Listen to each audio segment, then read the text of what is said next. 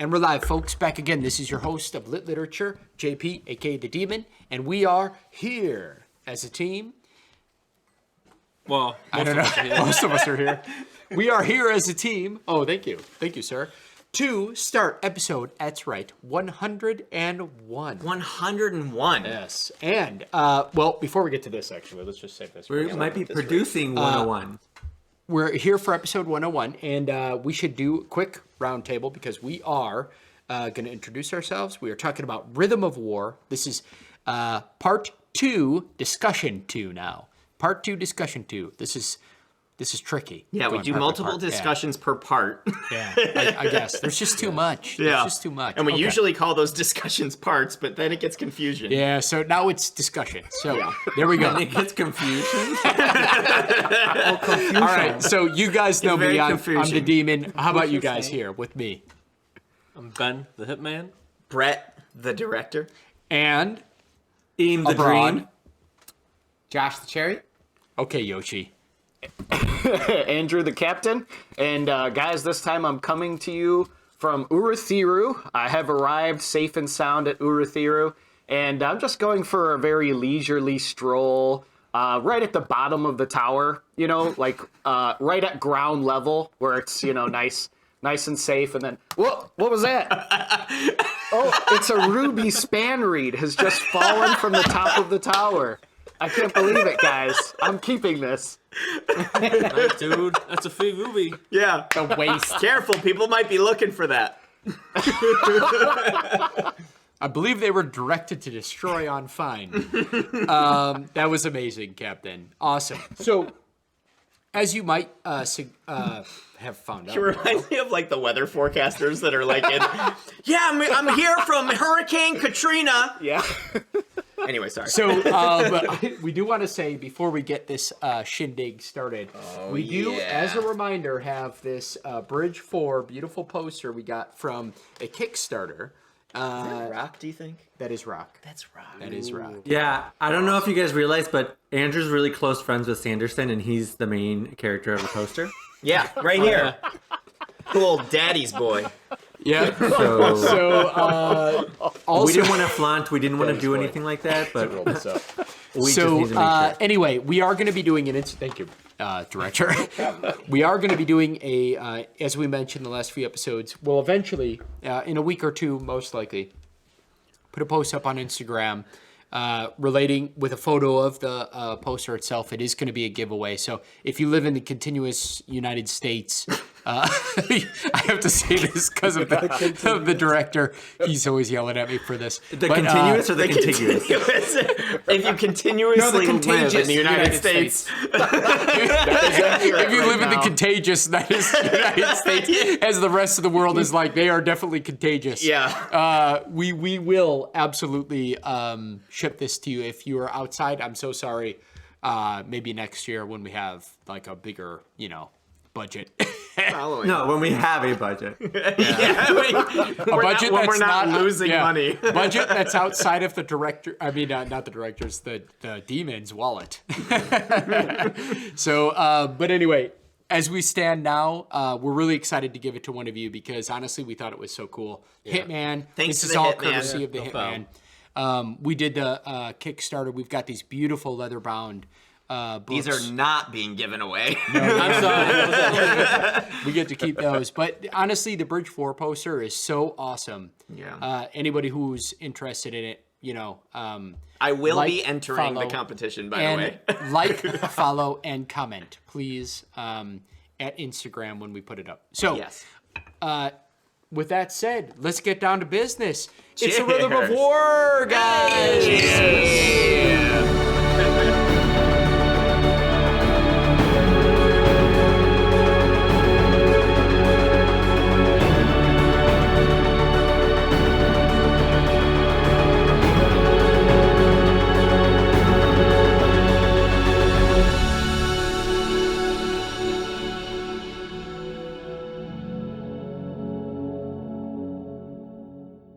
And we're back. That's right, folks. We have to continue this discussion. This is discussion 2, part 2, Rhythm of War. before we get on to anything deeper, I think there's a little bit more to be said on the Adolin topic. Oh my god. Okay. Just Surprise, wait. surprise. Jeff wants to talk about him. Adolin. That's not me. That's Manny's style. Yeah. Surprise, Anyway. surprise. Manny wants to talk about him. So here's what I wanted to mention. So there's a few topics that I thought were pretty critical, and it's not just Adolin, it's actually the Shadesmar crew, right? Mm-hmm. So Shallan, not only did they run into that particular cryptic that was dead-eyed, there's a few other things that are going on.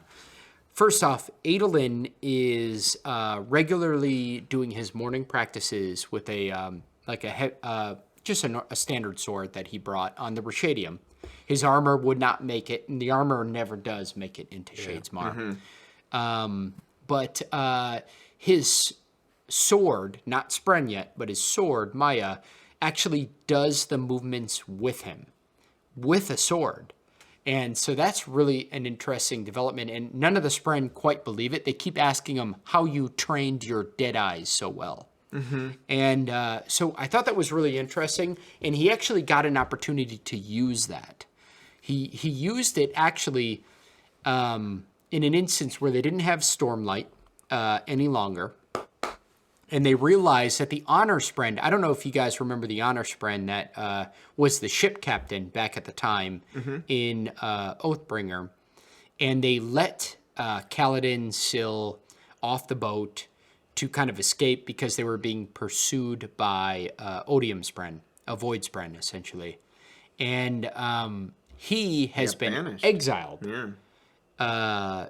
And basically, his punishment is to walk back and forth on a specific road in Shadesmar endlessly.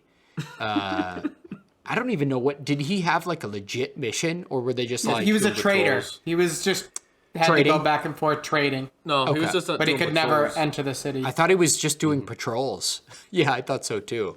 It was like essentially like the worst punishment for an honor spren I could imagine. And the guy's so honorable. And That he does it. yeah. So what was the group of... That kind of reminds me of the Greek legend of Sisyphus, who was doomed for all of eternity to roll a boulder uphill, and then as soon as it would get to the top, it would just go all the way back down. That's kind of what I felt like this poor Spren was going through. I kind of... yeah, that's... But at least he had a horse. He did have a horse. Or a Spren horse of some sort. A sporse. So the one thing that I thought were worthy of commenting on in this instance is we don't know exactly why, but we do know that Odium, I guess, recruited a band of men. They were, I forget what the country or origin that the men were from, but they were mentioned twice. Yeah, Once it's Tashik, right? The Tashik people. Tashik, I well, believe. they think they're from the same place that the Mad Oath or the Mad Honor, or what are they called? Herald. The The Mad Herald. Herald.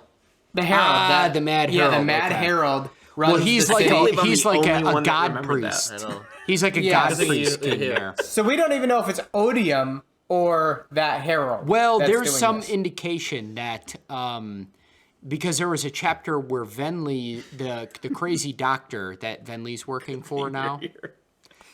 I'm sorry. Sorry, Ben and I are having a side conversation. I apologize. It's probably awesome. Anyway, but Venli, it is. But Venli, that crazy mad scientist, one of the 9 exile. I forget her name always, but Leshwe.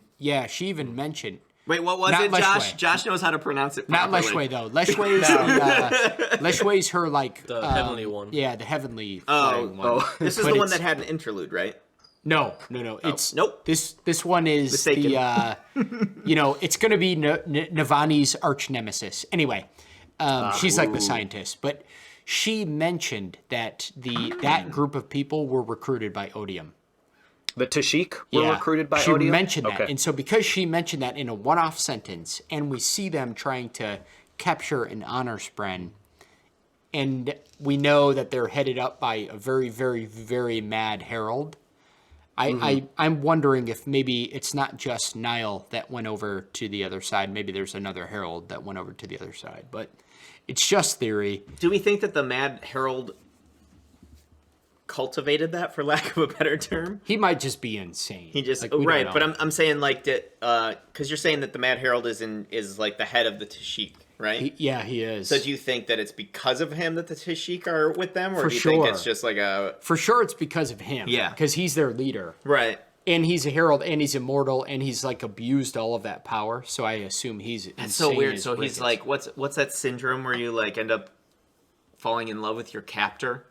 It's like Stockholm syndrome. Stockholm. He's got like some Stockholm syndrome going on, but to a more insane. Yeah, I know level. those are the guys Yeah. that were big torturing time. them back in Yeah, Damnation. exactly. But the reason that I bring it up is because we don't really know why they want to like capture and honor Spren. And thanks. I'll just make him with dead eyes. Ooh. Because they were just like stabbing him. Yeah, that's Capture true, or make Hitman. it dead eyes. Still, though, they would have to try to force him to bond somebody. To Yeah, make him a I dead think eyes. I see what he's saying though. That other Spren, who they found, was captured and tortured Until to he make them- bonded. Yeah. Ooh. So he was never bonded. He was just tortured. So to it make could them be look the bad. Tashik people that are trying to make shard blades in the real world by capturing Spren. Maybe. And they're the ones contacting Navani and dropping ruby span reeds all over the place. I think that might be the sister. I mean, the sibling. Sibling. But There anyway, has been a weather report right. recently that they are falling from the sky. Great topic, though. But I wanted to comment on that because I wanted to know, first off, what the motive was. And I think the Hitman just gave us a great motive. I can't think, and it ties into what Josh was saying earlier with, cultivating these shard blades, force bonds. And it could either be about forcing, getting shard blades, but it could also be about, like, making sure that the political situation in Shadesmar is a mess. I think it's also so they won't bond with humans.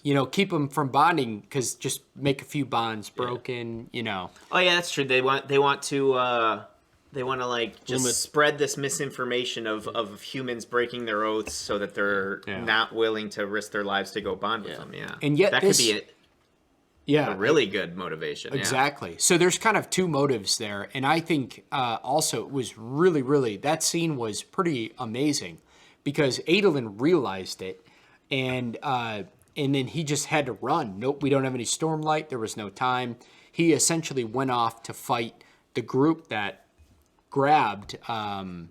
Yeah, good thing because how could he fight without using his Stormlight that he can't use ever anyways? No, thankfully he can't, but he doesn't have his shard blade or his armor. So, and he fought off 14-1, and so why is 20 to Manny 1. hating on me so much? It's Manny's job. Oh, Why sorry. is Manny hating on me so much? We should have introduced you, Manny, Jeff, Manny. Manny. This is what he does. Has he met me? Has he met me? Since you moved, They only know each other as the demon and the dream. Oh yeah. Since the dream moved out of my dreams to another place, I forgot about him, and now he's back. Well, he's so eamy, so dreamy. He is so eamy and so dreamy with all of those great coats.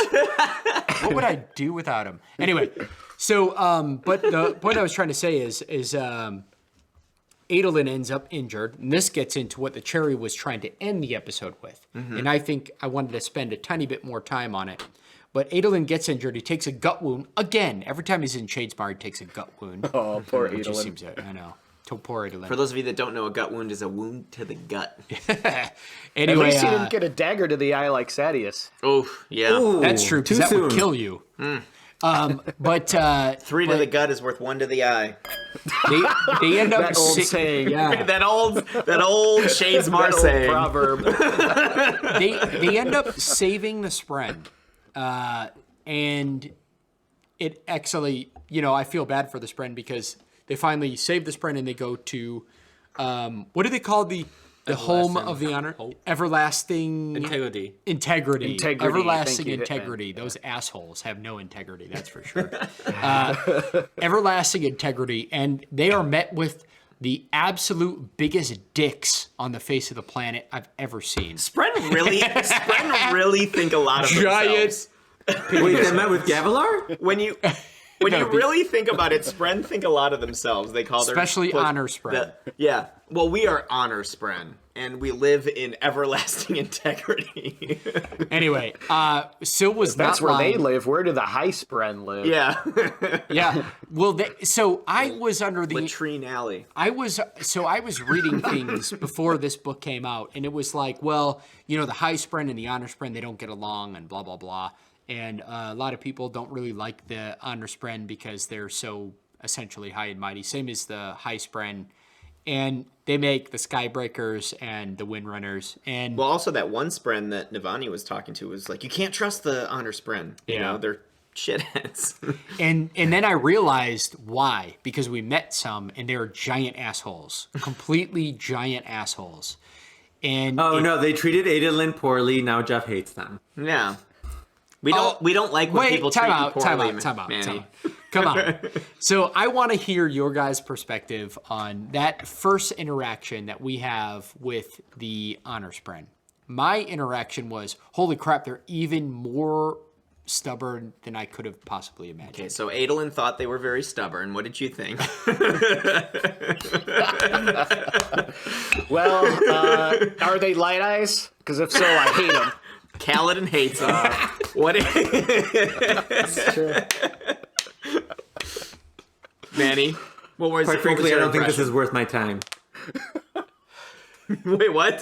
Yasna. This is not worth Yasna's time, people. We need to move on. Yasna might be there. She like pops in and out of Shadesmar all the time. She might have been there. We didn't even fucking know it. Every time we're in a Yasna chapter, it's like, oh, should I go to Shadesmar? Oh, that's why Manny missed so many episodes, because he was missing what was actually happening to find out what we already find out from, doing life. Yeah. No, whatever. No, but Brad, the thing about Yasna that we do like is the fact that she's not indecisive. That's very true. That's true. It takes her only one man to decide. Yeah. All right, Cherry and Hitman and director haven't gone yet. All right. Yeah, I did not like them. They was just very stuffy, but I didn't hate them like Jeff did. Okay.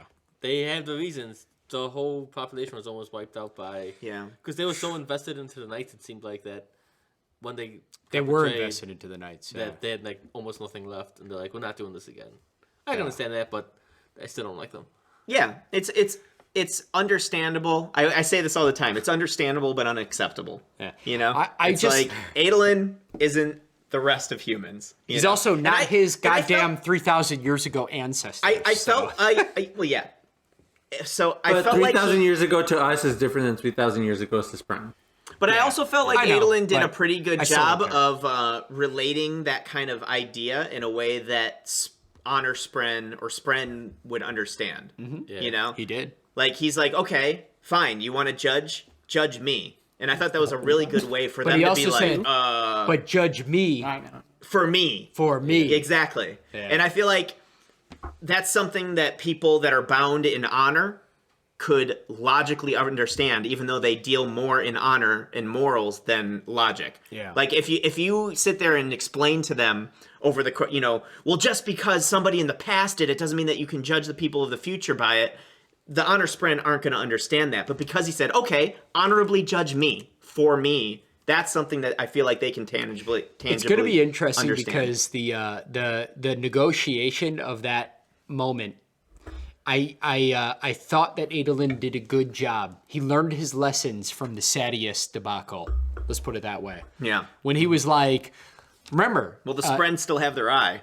Well, remember Adolin was in this before when he's like, bring anyone that you think could beat me, and he's like, he should have said one other, and it was like a very... Yeah. Well, this moment, he made it very evidently clear to say, I will not be judged for my ancestors' crimes. You will judge me for me. Mm-hmm. Twice. I read it because I was looking for that loophole that they were going to try to... I was like, oh, God, they're going to foreshadow this goddamn Sadius duel again. And he was pretty clear.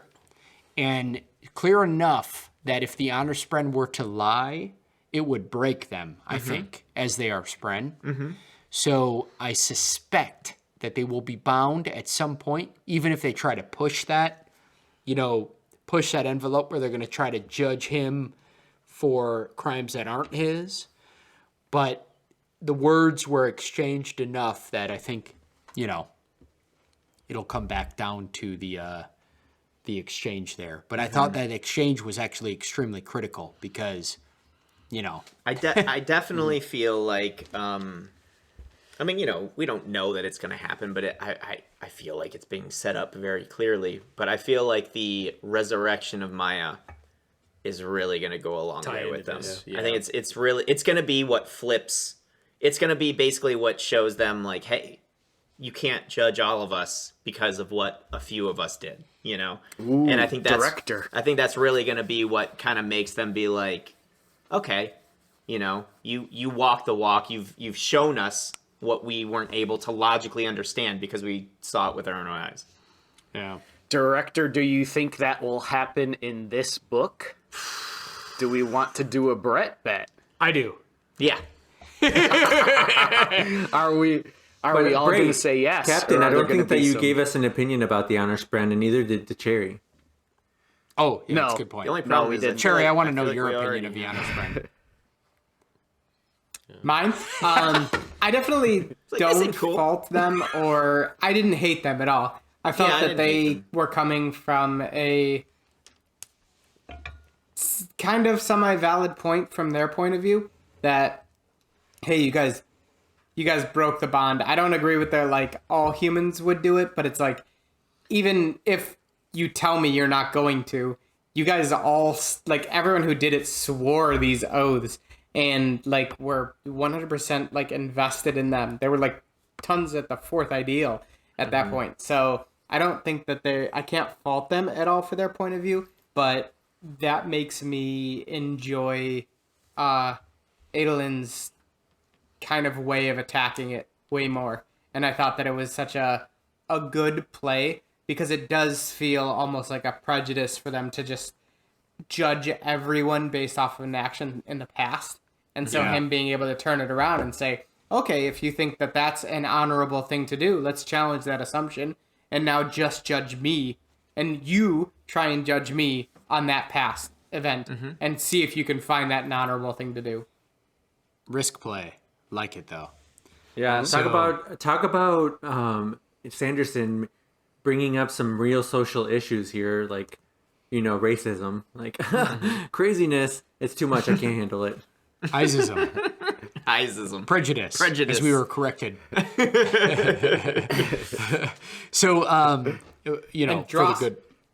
And This is kinda like I guess speciesism. the honor sprint. Speciesism, yeah. It was unfortunate how they initially reacted to Adolin because Adolin kind of viewed his role as like a diplomat where he went over there and he's like, hey, we want to open up a dialogue with you guys and try to start working some things out, try to come to some solutions. And he kind of waited for a response, and the honor sprint was like, please continue your insane ravings, and was kind of really being an asshole to him. But, like what you guys were saying, their viewpoint, I can see where they're coming from. But, they already know that the Radiants are reawakening, so they can't just sit there and do nothing. Otherwise, they're going to lose that. They're going to lose that fight against time. Mm-hmm. So, I think Adolin he played that role as well as he could, and the honor spren were just kind of, they're causing an unnecessary problem for him to overcome. I think that once they do finally see the light, they'll be an excellent, excellent ally. But, that remains to be seen where, we're not sure how that's going to play out. I think we feel a little bit that way just because we know the inner monologue of a lot of these characters. And I think that if we experience this story from the perspective of the honor spren, I think we'd be like, yeah, that makes total sense. A lot more. I think we'd be like, who does this fucking Light Eyes think he is to come in here and just expect us to trust him? Yeah. I think Anomalia made probably like one of the best comments, one of We've got a lot of good comments. There's a lot of good comments. Which yeah. is Sanderson is just a master of perspective. He absolutely plays the perspective game perfectly, and I think it's something that is really hard sometimes for humans to understand, this idea of perspective, of actually putting yourself in somebody else's shoes and saying, okay, actual reality is separate from this person's reality, is separate from this person's reality. And unfortunately, as unfair as it is, and this is why I think Adolin played it really well, unfortunately, as unfair as it is, you have to play, if you actually want to change and not just fight, if you actually want to push for change, you have to play to the other person's reality. And sometimes that means making up for a sin you didn't commit, you know? You have to talk to them, just be like, you know what? I'm just going to prove to you I'm not what you fear. And I think that was really really well played by him. I agree. I think this is a really great example as Sanderson is showing us, specifically through Jeff talking, that we can't have an objective opinion about this because we can relate to the human a lot better than we can relate to the Spren. Well, not only that, but I feel like we can relate to the main characters, because I feel like we relate pretty well to Syl, you know, who's a Spren.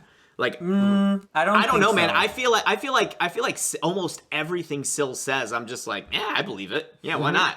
You know? Yeah, sure, we can kill Prochendi. She says it's cool. Every time that she's becoming more immersed in our life, she's becoming more like us, which is why I think you feel that way. So I think that you can probably trust Syl if you are bonded to Syl. Because Syl is like a more vocal version of your inner self in some ways. And, no, I think that's true. I'm just saying that I don't think we understand Sprent's perspective. Oh no! I think I get their perspective and their hate. I don't think you do. I do. I just don't think. I don't think you need to be such a fucking asshole about it at the gate. Okay, Adeline. Oh my gosh, That's all. All I could say Jeff is just really had to go to the bathroom when he was at the gate, and they're just like, why should we trust you? It's like, dude, just let me in. No. I've had 4 glasses of wine. They could have turned him away in so many other ways, but they did it in such a haughty attitude that I'm really looking forward to them to realize that so Jeff, they might be right. Even they could even be accurate. I'm not even going so far as to say that they're not. I just also think that when you disagree with somebody, you don't need to treat them like dirt. I agree. So you agree with Adolin killing Sadius in a alley. Well, I mean, I'm not going to say that it was the best thing. I'm telling you what I would have done. I would have killed Sadius in an alley. That's all. I mean, I agree with what Jeff is saying, but I can't say that I am such a strong being that I would feel that. I feel like that's the way that I would handle it. But I don't know, because I've never experienced it, that I would feel that way if my sister, my brother, all my cousins were killed by the race or being or species that was standing in front of me. So I agree that that's the way it should be handled. Like I say 100, a bunch of times. In a perfect world. Like, it's understandable, but it's unacceptable. But you also have to see the point of view of the understandable, because I don't know how I would react if I went through that type of experience, I guess... I don't know. I struggle with the amount of assholery that was at the gate. Ultimately, I agree with you. I think it was mismanaged. Yeah. I think you should always try and be open-minded. I agree with you. But it's not even about being open-minded. It's like you could have turned him away without the way that you turned him away. That's all. Yeah, but I think you're thinking rationally as opposed to emotionally. Yeah, because you don't have as much stake in the game like they did.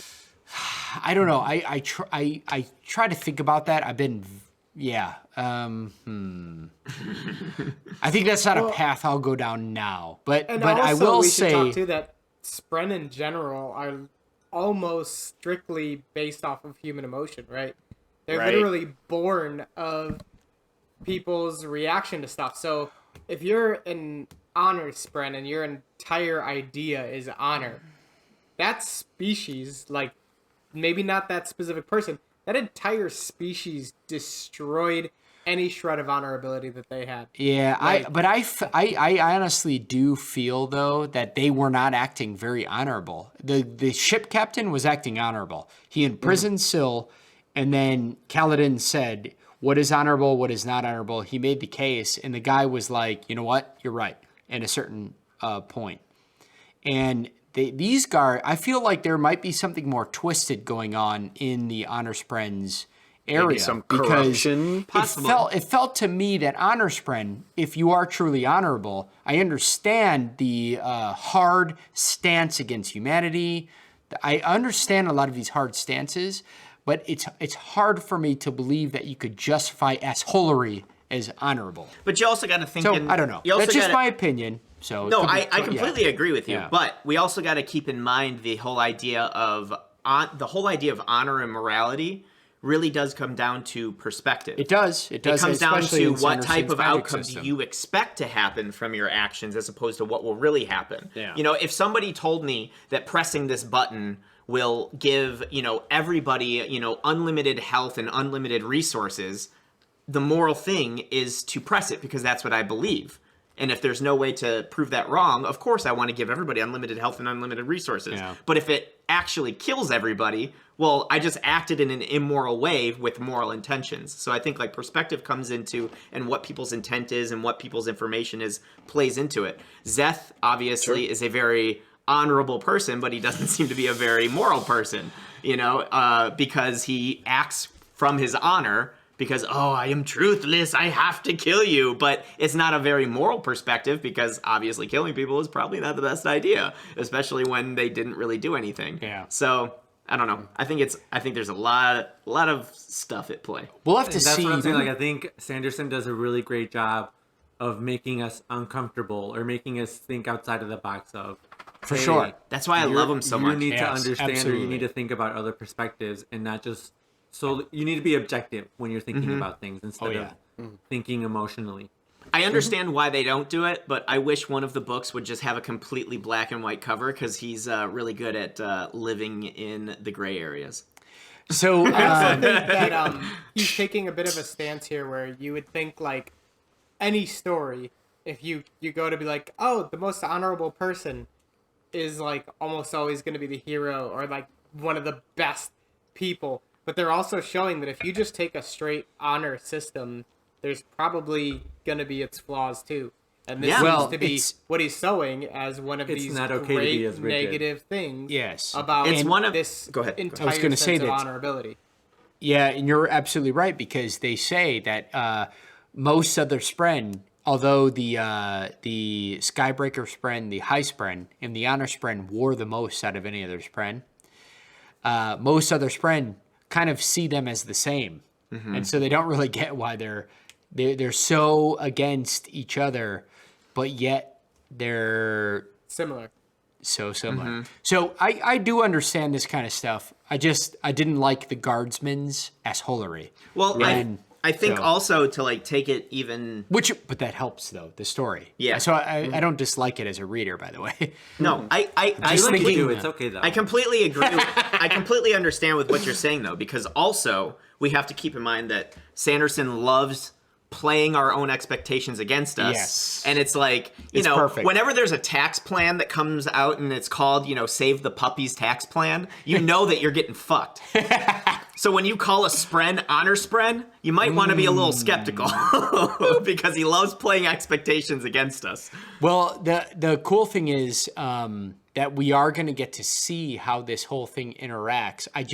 Here's the thing with Sanderson and how he's building this. I don't know, if Adolin is going to become an Elokar, or if he's going to become he's failed in his mind. He's failed his father already, and I'm not going to say that I believe for 100% that Sanderson is going to let Adolin get out of this alive.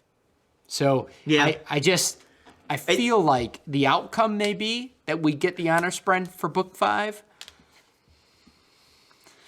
But sometimes Sanderson takes a different route, and I don't know what it is. It's not always on I do my... hate to say it, but even though I 100% agree with you that I think Adolin thinks that in his mind, I feel right now a little bit... should be safe. I feel a little bit right now that actually Dalinar is failing Adolin. And it's not the other I way would agree around. with you. I think- I would agree I- with I- you. Yeah. No, I'm Yes. a little bit, just a little bit worried in Wait. some of the directions I see him just going. wait. Yeah. I agree with you. So what I'm saying is Adolin feels. Yeah, Not that's that what I I said. I agree. agree Okay, with okay. what you said of Yeah. Adolin feels that way. Dalinar but is I failing, think yeah. Dalinar is failing him, and I think because he looks up to his father, that's why he feels like he's failing. I just hope it's not his death that's going to make Dalinar snap out of it. Let me Right. put it that way. You Yeah. hope that Yeah, I know. Adolin won't become a Jeffrey. sacrifice to that character Mr. development. Demon. I Mr. actually worry. Demon. Well, this is kind of going in a whole different direction, but I actually worry if the derailment of Dalinar is going to come at actually something to save Navani that makes him act unhonorably. Again. Yeah, Jeffrey. that's one thing that worries me, but that's kind of a whole different track. For actually everyone. So while we were on our break, I took a moment to just read some of the other radiants, and the other wonderful radiants that there are available. And I think that the reason why I don't think that Adolin is going to be an edge dancer is because I think that he's going to be a stone ward. Because he's one of those people that is always there when somebody needs them. Yeah. That actually is the second Like right best- now, he is literally the person that humankind or mankind needs. He very well, actually, that's a great argument against it. I still think Edge Dancer, but that would Stonewards be... are also considered to be, they contest with the Windrunners for the highest level of combat abilities. They're supposed to be like the two great most, soldiers. Yes. Kind of like They're good leaders. battle hardened groups. I And consider it kind of like the Army and the Air Force. Yeah. So what you're saying is you guys cheated. Who, me? Yeah. No, I think Edge Dancer is still going to happen. Because we have to do this off the top of our head. You get to look at descriptions and be like, that fits. I know that. I think that because I don't really have a lot of. I'm just kidding, man. Actually, I don't like Cherry- that you're Cherry kidding about tested this. Okay, as a Brett? Stone Ward, I think. I'm sorry, man. Pretend I Cherry, said it you to tested Josh. as a Stone Ward, right? I feel Do like we really know Josh, many pretend I said stone it to wards Manny. though? Cherry You're sitting tested next as a to Stone one, Ward. Manny. Me. What about me? You're sitting next to one. I'm a Stoneward. Yeah, Josh is a ward. stone ward. Definitely. Yeah. But like, we I- don't really know a lot of stone wards in the story. Well, that are actually, like a we main have character. one. We have one in the Shadesmar crew, Yeah. and But we we have don't have one that that's an passed actual out. like Who's main the character. Stoneward in the Shadesmark? Right. It's a woman who has surprising abilities in terms of scouting, and that Adolin was questioning where she learned some of these abilities. She's the one that comes in like the she doesn't speak. Is she She the one that hugs her doesn't speak spren. Alethi very well? Yeah, she doesn't, and she hugged her spren right away, and her spren's awesome.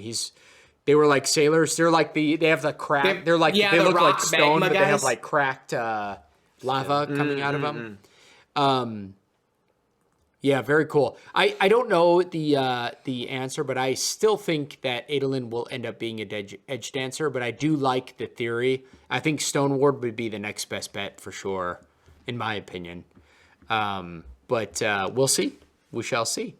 Yeah, all because right. I mean, just to go with you and reach, just to be reaching. Because I'm not ever not reaching, right? I think I'm more likely to Stonewards reach are usually because people I'm that are there for somebody when they need them most. And he was there for Dalinar when he needed to get rid of Sadeas, and he just wasn't able to do it. He was there for Kaladin. He was there for Kaladin. He was there for Shallan. He was there for Maya. I like what you throwing Dude, down. we are throwing out some heavy things. I just don't. Do I smell a Brett bet? I don't see him bonding Maya then if he's a Stone Ward. No, I think that's the reason he's gonna bond her is because he's there for her when she needs it. but she would need to look totally Everybody different. thinks that she can't do anything and act on her own, and he believes in her. But the only thing is the only way that I could see Adolin being a Stone Ward is if he awakens Maya and does not bond her, and then bonds a different Spren. No, he was gonna Stone awaken Ward. her and bond her because But that means she's got to look totally different alive than she does Yeah, she'd have to look somehow like could. the a sailor guys. rock. Like Manny, do I smell a Brett bet? well, no, Do it. because Do the it. bet that Like two he bet said bets. about Oh, edge we already dancers, did. Yeah, we you're right, already you're right. made the bet that. all right. Yeah. We've had conflicting Brett bets like all the time. All right, we'll leave it though because Manny made his. If Manny's right, we're all wrong. Right. So we're good. So we got the Brett bet already. Brett's like, So- Manny, can you make another bet? Because I really want you to drink twice. All right. So I think the funny thing is that I probably, because I really like what you're saying, I'd probably bet in a way that would make it guaranteed I lose. it sounds so nice. But okay, so we're gonna move on from the Shadesmar crew unless there's anything else. No, I think All right. So we got to go on to the other arc, and the other arc has to do with Navani and Caledon mostly. Yes. Oh So, my God, so Definitely good. have to talk about Navani at least once. Yeah. So I'll leave it to you guys. Navani first. Yeah, sure, we Yes, can do because that. I want to end with Kaladin. Yeah, but before we do that, can we just say that the last chapter with Kaladin's got to be where we finish, I feel. Well, can we just talk about how Andrew thinks that Navani is the new writer for "It's Raining Pens"?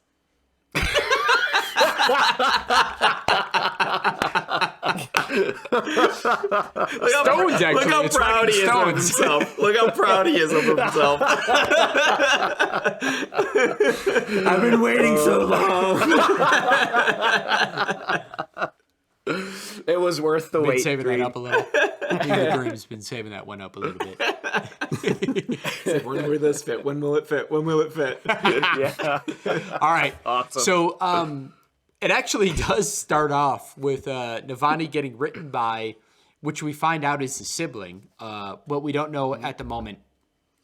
I have a question for you guys. So in that chapter, when Navani decides to trip and kick the stone off the wall, did you think the sibling, or were you thinking something else? Because Navani had a suspicion, which was never confirmed. And I had a suspicion of her suspicion, not necessarily what I thought, but I'm curious what your guys' suspicion was at that time. It was really early. Yeah, I definitely thought it was someone outside, maybe even potentially in the war camps, until they did that scale test with her underlings, and they Right. found out that it was coming from extremely close. They're like, Yes. it's probably someone here in Urithiru. So Yeah. then Colors come from at that inside point, the I kind of building. switched gears. But before then, I was like, it could be anybody. Wait, but at that point, what did you think? What was your suspicion? Well, I don't know. I thought it was maybe some sort of ardent or something. Okay, that's fair. I'm curious. I kind of want to hear everybody what they thought at that moment, because I thought something also, and I'll share it at the end. But Josh, what did you think? I definitely was still thinking that it was a person, and I had a feeling that it was one of the Radiants. That there was gonna Okay, be a Radiant? one of the Radiants that had been working with their Spren, But not and- like a name, not a name. Yeah, just I think a Radiant. I An Ardent, a didn't Radiant. think of a specific person, but I thought we were going to get introduced, or somehow I was thinking honestly it was going to be one of the something similar to Venli's Like one order. of the free. They would have had to bond a human then. Okay. Yeah, Okay. that had actually bonded a Shaper. human or something, and the idea was that it was like we don't know the extent, or even the Right. Spren don't know the extent. And I honestly, in a little bit of thought, I thought it was going to be like a better put together version of PETA of the Spren world. Manny, I want to know, what did you think at that Frida. moment? What happened? What did you think of that at that moment? When we didn't know that the person was in Urithiru, Yeah. I was thinking that it was a Spren. Okay. Right? But after they were like, "Oh, it's somebody in close in this proximity," I thought that immediately, like we were all thinking, "Oh, it's the dormant Spren that has been in the tower." Nice. Like it You were on was just point like, then. okay, this dormant Spren. This is the reason why it's not interacting with them, is because it's really upset or really appalled by what Okay. it is that they're doing. Like, Gotcha. That You was were on my point thought then. process. Cool. That's what I thought as well. You thought that? You were on point then too. Yeah, I did not think it was the sibling. I thought it was a Spren because at one point during the conversation, it just repeated itself a couple times. I'm like, oh, it's totally Spren. Like, Yeah. like they can't really argue. They're like, this is my opinion. Yeah. But I had no idea like what kind of Spren or who was. doing Gotcha. it. But So- I did not think the sibling. That's awesome. So when it was first, I was like, oh, I don't. When it could be anybody, like before we knew it was close, I was like, man, I got no idea who this is. I'm just gonna kind of like absorb it. Then when they tracked it after Navani did the trip move, and they or after they tracked it and they did the trip move, and they found out it was close, and Navani said like, I have a suspicion who it is. I'm like, I think Navani suspects it's Renarin Spren or something like that. Oh, I was interesting. thinking that route, but I didn't necessarily think that it was the sibling at all. But it was like I thought it had to do with like Renarin and Nispren because of the way that what was the Unmade calls the sibling her cousin or something like that. See, I think that was a clue to let us know, like, okay, the sibling's gonna become apparent in this. In this part, so it was just But okay. I did not actually expect though that it was going to be the sibling, hers or itself, whatever One it is. thing Seems like that's a her, but interesting here too is though I kept thinking like that the Sajnat, is that what it was called? Janat. Or Janat, that she Janat. was gonna do something with the tower, but the interlude made it pretty evident that she's going to follow Taravangian, and she's got some other thing that she's got to do there. So she it wants to feels use like Taravangian as a tool to some sorts. Yeah, she sent a Spren to the tower as a diversion. Yes, which is why good old Ghostbloods guy is so pissed that it's not bonding him yet. Why is this not bonding me yet? I want to be bonded by not Spren. Okay, so very cool. I was just curious about that because that scene, I remember thinking one thing and then realizing a different truth during that beat. So I was just No, it's not a curious what different you guys truth. were It's realizing the truth. Okay, yes. However we would like to word it. So anyway, truths. on to Navani. Lies. So on to Navani. So okay, Navani impressed me and continues to impress me throughout this book. So I'm really glad that we get to read from her perspective. I'm super impressed by that scene where she handles the like gung-ho engineer that designs a super kill me glove. He's like so excited. It was really good. But I think little that's hard on really the awesome shoulder. for her. She did a really great job in redirecting him. Or Yes. just Yeah. thinking like, hey, I'm using his creativity and his excitement to actually that's do why I something think functional. she's. Oh man, that's why I think she's such a good leader, because they asked like, should we deflect him back to the original task, and she's like, no, that was really ingenious. We need to see what kind of What he does with it. what is Yeah. he gonna do with it? But he does need a little helpful guidance. I actually feel like Navani and Yasna both are a little bit actually like that person. It's just they've learned because of their position to kind of get it under control. So I think that they understand it. But these just kind of like sparks of just pure genius that other people can't really understand, that you get really excited about and seem a little weird to other people. I think she really understands it and like is just like, no. Let's chill out. You know, Yeah. let's not judge it. Let's hear it out, you know? Brett, by the way, on this specifically, it does relate to part 3. I think it'll have to be in part 3. That glove will somehow, one way or another, save Navani or the tower. Belt. I think it's going to be the belt. Or the belt. It's going to be the belt. I'm going to go bonus. It's going to be the belt. Okay, the glove or belt. Anyway, that engineer will somehow, one or another, his belt or his glove will save the tower. I say yes, obviously. I say yes. I'm gonna say no. I would say yes. It may never come back, guys. Ben's I like know. looking at it. He's like, it's too easy. Who is me? There's no way. That chapter was like a good 10 minutes. There's no way that it doesn't have any Implications. impact. Yeah. Anyway, hold on. Can we start over? Jeff, yes. Yes. Ben, no. Manny? Yes. Manny's a yes. Andrew? Yes. Andrew's a yes. Josh? Yes. You had to think about that one. And I don't like leaving Ben just hanging. He's also right a lot. He is right a But lot. I kind of like this. I think yes. I'm going to go yes. I'm sorry, Ben. That's fine. I got you back next one. So anyway, that was just for fun. So anyway, back to But me, belt only. I don't want that fucking glove saving anybody. I'm just kidding. I'm not drinking on the glove. because I know we're getting into Caledon, which is really going to cap off the remaining deep part of our podcast. I did really love the scene where they are being invaded, and Navani is interacting really well with Dalinar's highly ranked, now freshly Dark Eyes general.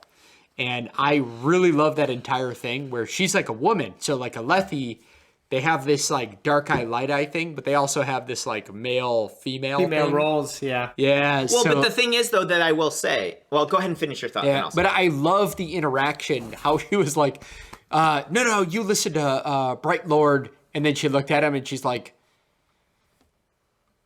Field General. Like the whole, so I really get annoyed because it's almost like the, not Parshendi, but the Fuse come in and they're like, your rank doesn't matter anymore. You're just humans. But already the humans are, especially Dalinar is like throwing all of that out of the water. He's promoting, really capable based on capability instead. So it's almost sad that it's still coming to war, or, that some of the old excuses are being used in that sense. But at the same Jeff, time, you have that's to- reality. It is reality because I was going to say, you can't expect go ahead. change that quickly. And people don't expect it. And the reality is people don't change that quickly. It takes time, right? So, but it was amazing to see nuggets of the change, if that makes any sense, right? Yeah. You have to be grateful for those nuggets. And I liked that guy. That guy was awesome. And he actually did die in the defense of the gamble that they played to take the core. And I think it's a bit of a shame because it feels like they lost, but they knew they had to either awaken that Fabrial or destroy it in order to win in the end. And so that gamble may have saved them all. So I really do like that setup there, and it was pretty cool. So I like that grizzled old guy, that grizzled old dark-eyed general, and how he was handling his interaction with Navani a lot. And I loved Navani's leadership coming there. And Navani I feel bad for in a way because since Gavilar's time, she's just running a kingdom. For she's a guy constantly that's having to doing run all those. these bigger things, and she's But- just like, I want to be an engineer.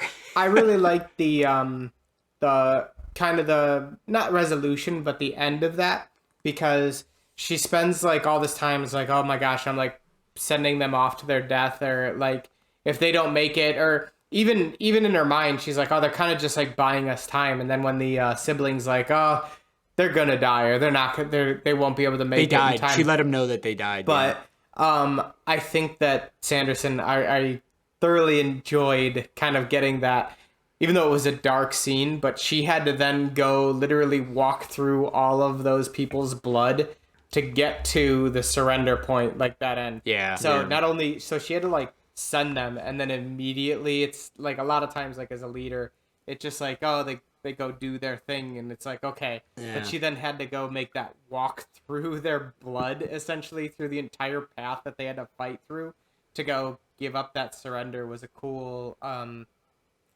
of like touch on how the effects, how that affects like a leader, but like a lot of times you can kind of remove yourself, but then having to get like, she's making that exact Very same walk. Ender's Game-ish. The thing is though about that is that like I almost feel like sometimes because of the weight that's on their shoulders, it's really beneficial for leaders to be able to separate themselves from how much, kind of like Weigh it Lyran, or not weigh it. you yeah. know, Lyran, he's yeah. able to, when he loses somebody and he knows that he did his best, he's able to just be like, you can't save them all, And I feel like that's one thing that sometimes leaders they are kind of removed, and I think that kind of like being able to remove yourself from the personal interactions with the decisions you're making can make you callous, but it can also sometimes, I feel like, actually let humans, leaders are people that sometimes we see as superhuman that are actually just human. And sometimes I feel like being detached is what allows them to be able to actually properly lead. Whereas if you're like right there walking through the blood of your decisions, it might make it much harder to be able to do the hard things that you have to do, because you can't save everybody. You can't create a society that works for everybody. These utopias just aren't possible. There's no way to make it a decision from a centralized position that works for everybody when you're dealing with millions or however many people.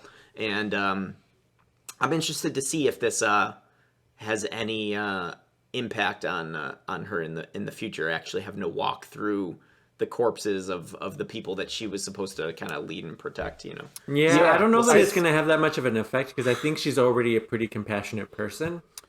Yeah. But I think seeing it is different than...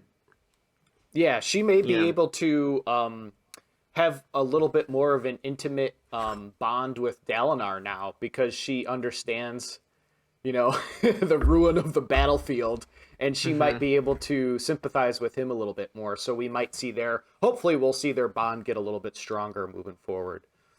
Well, I'm actually, my point of view is actually not in the sense of like, well, I mean, I guess she's not like the queen, really, right? I mean, Dalinar is a No, that's Yasna. Yeah. Or she's the queen, yeah. But Yasna's kind of in charge of Urithiru. No, Yasna right? is the queen. No, Yasna's Yasna's in only charge of Alethi, the Alethkar kingdom. So she's not in. Whereas Navani is the queen. Navani is the queen. Okay, so she's the queen of the tower. Okay. So I do feel like sometimes being able to separate yourself from it is what allows, sometimes, as long as you don't go overboard with the callousness, is what allows you to be a good leader. I think sometimes being upfront and personal with the compassion of it sometimes can make you act in ways that actually isn't best for everybody, because you're too worried about the one person, and you can sacrifice other people for the one person. You know what I mean? Yeah. So I wonder if potentially it actually makes her a worse leader, because she's been able to walk through the bodies of people, and it could make her almost a little shell-shocked, Yeah. Kind of like how Caledon freezes, when he was supposed to save certain people. I wonder if it could cause her to freeze when she needs to make decisions or I did like see, though, that she responded pretty, well and logical in that instance. It seemed like it, yeah. And Yeah, I was I think- applauding her. I think more than that, though, we're gonna see the effects of her decision, which I'm pretty sure she's gonna stay and she's gonna work for the fuse, the high fuse. I think she gets offered that decision. That's gonna be a big point. That's gonna be a huge point of contention for the next parts of the book. Is where I'm almost positive she is gonna choose to take her people and stay and work with cheers. Work Cheers. with what's her I keep thinking the Night Mother, but it's not that at all. Right. With the one fused, she's gonna stay. I think she's gonna have her Ardens work with her, and she's gonna try and use this as a point to be like, I'm gonna outsmart this 1,000-year aged or no, whatever, 10,000-year-old fused, and that's gonna be a big point for the next arc with her. Yeah, for sure. I do very much so like that. And I also think that I bet you Navani will get exactly what the Dark Doctor mentioned. If you pay attention, you will get more than I get from you. And I think with Navani's intelligence at that level, absolutely. Do we really think? I mean, I guess he could This is, by the way, Heat, a sake right? from Japan. Japan. One of my Ooh. favorite locations in Japan that I decided to crack open tonight. Lovely. Mainly because the cherry went to Minnesota, so I was like, fuck, I don't have to share as much. Yeah. Wow. Wow. Just joking. cherry. Come on, guys. Fired. That hurts. Don't worry, Josh. I got 3 more bottles for you. Wow. Ooh, that's pretty good, actually. What was That's I going to really say? kind of good. Sorry. So anyway, I do like the direction it's taking, though, and I like pairing Navani with her nemesis, kind of, or her alter ego. Yeah, in a alter way. ego. Sure. Yeah. I remember what I was going to say. Okay, were you going to say something? No, Go I ahead. was just Ben. talking to Joe. Okay. Yeah, alter ego. Sorry, I cut you off. What I was going to say is I'm curious to know what you guys think. Is the like really old fuse that Navani's talking to overly confident and trying to play her, or I mean, obviously he's trying to play her, but do you think he's going to play her, or do you think Navani is going to take his game and actually outplay him? I think that the fused doesn't necessarily have a. She doesn't care if she wins or loses because she's a scientist. She wants to get the knowledge from Navani that she can, or this is kind of just like an experiment. She's not like concerned really what the outcome's gonna be. She wants to know what is gonna happen. So she's just enticing Navani. I agree with May that she's just enticing her to work with her to find out all her secrets, and she doesn't care about giving up her secrets. So they And would both just for benefit from that Yeah. relationship. So you think it's actually in Navani's best interest to work with this fused?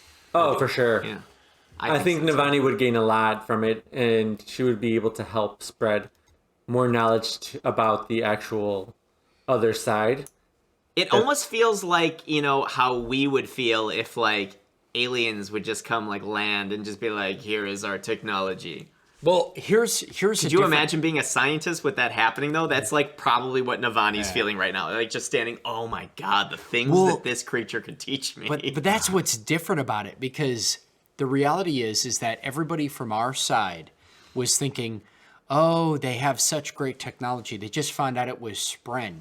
And then they find out the Fused are obsessed with our technology, if we were their time, because they realize, holy shit, they've done shit we've never thought about. They could do things we can't do now. Yeah. Essentially, the people today are better with Fabrial technology than they've ever been before because of the 4,000 years that we had. And so I think the marriage of the two is Navani is going to find it easier to hide knowledge from somebody who doesn't know than it will be for her to absorb ancient understanding in areas that she can apply it to in the future. The thing I'm really curious about though, because I feel like there's like little, kind of like breadcrumbs of trails being led to this outcome. First we hear Caledon talk about, he kind of lays out this idea to, I forget who he's talking to, about maybe we can team up with these people. Maybe we can actually get them to come to our side, to our thinking. Yeah. So Caledon obviously has it somewhere in his mind that he can get the fused or the people on the other side to join their team. Right. And now we have Navani potentially teaming up with this scientist for mutual benefiting reasons. I feel like almost like there's still a piece of the puzzle that we're not seeing, and that the two people that we think are against each other, I mean, maybe it'll just be a reshifting of alliances and the sides are the same, but there's also a part of me that wonders if there's a side that we're not really completely aware of yet. That's great. I'm glad you brought this up, actually, because I think there's something that we haven't mentioned yet. And this is actually humongous, because we find out that our good buddy Sazed is actually the intro to every single chapter of this part. Sazed, the holder of 2 shards, and is understanding odium at a different level than we've thought before. And I'll say the marriage between and the gap has to be based on these chapter intros and another shard's understanding of the odium shard itself, it has to be that these people need to understand that they need to just go away from odium. Like, that's it. Odium is essentially designed to destroy shards. Like, he's gonna go from place to place, world to world, and the whole recreance itself, the fact that they like disbanded and broke all of their vows may have been a manipulation to some sort of information to those particular radiants of odium. Because, you know, the reality is they're like, oh, we blew up our world. Well, they didn't have those kind of spren. They just had odium's power, and he was trying to fuck with shards of everywhere. And he'll just go on a tear. As Sazed even mentions, he's gonna go until he is successfully destroying all the other shards of section where they talk about, you would think that having 2 shards would make you twice as strong, and so it kind of says, he's like, I can tell you that that's not the case. It's almost like you have twice as many constrictions on your powers because of the nature of that power. You have so. I think the whole idea that he talks about how Odium's goal is to he doesn't want to take other shards' powers. He wants to destroy every other shard except himself. So he's the last standing of God's power, essentially, the last fraction of God's power. And it's not like he loses anything by letting those get destroyed. It's just he just becomes more absolute. Which is a cool point. The interesting thing is how the nature plays against the holder's personality. And Sazed is already talking about this in those journals. Like, you know, if it's almost a miracle that they do have a human there, or human, right? Like, I don't know, person there. Because without them, they may go off on their own into their own, like, just they take a nature or a form of their own. So I think the reality is the humans destroyed their world, came over, brought odium with them, and freed themselves of odium. And odium was probably preying on whoever would take. And it just so happened to be, you know, some of the natural people of that particular Roshar. The listeners. In this case, the listeners. And so there was almost like a swapping of gods, which we talked about. But we get in more clarity now. It almost seems like that gap that the director's talking about is like, how do we separate the individual from the forces that are controlling them, right? I think there was a cool sentence, too, that someone said, and I forget exactly who, where they were like, don't forget that the first people that Odium destroyed when he came over were the listeners. So, like, Odium came over with the humans and attacked all the listeners, and then eventually the humans moved to Honor, and then Odium moved to them, and now, it's just, like, such a mess. It's crazy. I think that was Venli talking with her spren. Yeah. Yes. So it's kind of an interesting facet before we get into Caledon to just actually talk about. Also, it was so awesome to read Sazed. And also, he did I did the audiobook, so it was he even did the same voice. I was so excited. Can I do a little sidebar really quick? Yeah, Sure. Obviously, I love that we're starting to get like a bunch of characters coming in, but does anybody else, because this is kind of the first book that we really have a lot of it, get a little thrown off with each other doing each other's voices? Like, what's her name? Kate? Oh, and, yes. Kate My God. reading and, we have 2 voices for almost every character now because they're interacting so much. I got to tell you, whenever she would do, like, rock, I was like, huh? And the voices are all amazing. Yeah, they're good. just not what we're used to. It's not what we're used to, Yeah. But this was kind of a funny factoid that maybe, I'm sure a lot of our listeners knew this, but I didn't know this until just a few days ago. Both of the audiobook readers, Michael Kramer and Kate Reading, are actually married.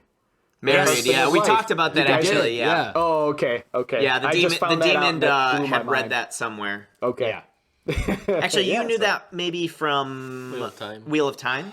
Yeah, I think actually that's why Captain didn't hear that convo. Yeah, I maybe, wasn't 'cause in we on had the a Wheel of discussion Time. on the other. We definitely talked about it in this series because I knew about it. Yeah, But, at some point we yeah. talked about it, but it is really cool. I mean, that also, it's not just that they're married and that they do this. You're and they really also cool, Demon. split. They split the. Why is Manny trolling me so hard? It's because you're the trolling only you? one that he can see the entire body of Oh, right yeah. now. I'm the only one he can see. For you folks, you won't get this, but in his view, he can only He see can see my arm, Ben's arm, and Jeff, all of him. I knew it. I'm just sitting right in his projectile, like here's the target. Right here. You're the only bullseye I see. Only bullseye. So I mean, 2 Adolins also, so.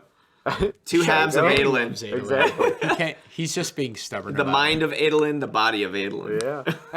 Indeed. it. The style of Adolin. Style of Adolin. Yeah, Everything that's else. true. That's true. Oh, I'm sorry, Manny. You frowned on that one. Do we want to move on to Caledon? I think before Yes. we move on, So, we should talk a bef- little bit more about how awesome Navani's leadership skills Okay. are. Sure. Yes. If you, I just want to talk actually, about how awesome You mispronounced she is. Yasna's name. there's I will end your two. life. Yeah, there's actually Manny. I'm glad you brought this up because there's one more thing in Navani's chapter I want to mention. But let's start with what you. There's also one thing I want to mention. No, go ahead. No, you talk. You're the one who said. You said we got to talk about. You're like, Navani. I want to talk about how No, great I her didn't say leadership I skills want. are. I said I think we should talk about how awesome Yeah. her leadership skills are. And she's like, okay. I I thought thought we you were were talking talking about how about great me. she is. I think what's and then really Radiant awesome gave up control to Shalon. is that she's excellent at picking up people's skill sets or strengths and using them tactfully or to Yes. for their best outcome. And she sees that as a weakness of herself, which is what her strength is and why she is Yes. such a good leader, because she's able to help other people arrive to a better solution or their best selves. And she doubts herself from being able to do anything, even though she helps others get to the right path. Yeah. Well, she Dude, that- probably also is still kind of a little bit stuck in the old Alethi mindset, you know? Sure. It's like you show strength. You don't cultivate anything. You don't coax people to be their best version of themselves. You tell them what to do. So there still might be a little bit of that kind of like in her, and there's precedent to show that that's something that she looked up to and was attracted to. If some of the flashbacks are to be believed, because she kind of seemed to really like that in the old school Dalinar, even though she still Well- loves the new school Dalinar. The other thing that's really cool is I really like what you're saying, Manny, because I think she actually doesn't see his or her like Value. yeah, because she's always like, well, I'm not the engineer, I just do Yeah. this. Yet But that's she's not what a leader always does. saying, yeah, but it's even Exactly. better. It's even better because she's thinking about it in a way where she instigates the right motion because she has in her mind the right theory, and that is exactly what the leader is. I mean, It's think like, about I it this have way. it, I'm enabling. With Have it. without enable, Navani, enable. Oh, it's that so good. without Navani, the inevitable technology in belt form that is going to save the tower, only in belt form, would have still been a fucking glove. So That's Yeah, true I was gonna say leadership. that, she has the ability to see the big picture, and Yes. bring a bunch of tiny ideas to a greater idea, and really push the technology. Yeah. I can say that I truly, after reading them both, and I do love Dalinar, especially throughout the first 3 books. Like, Dalinar was, holy shit, he gained a lot of respect in my eyes, the way he was a leader. In my opinion, Navani puts him to shame. Hard. Like, Navani, literally, she did exactly some of the best. Like, I cannot imagine. Like, I thought Dalinar got a really good. I'm not gonna put it this way, but like when they got together, I'm like, this is great power assets coming together.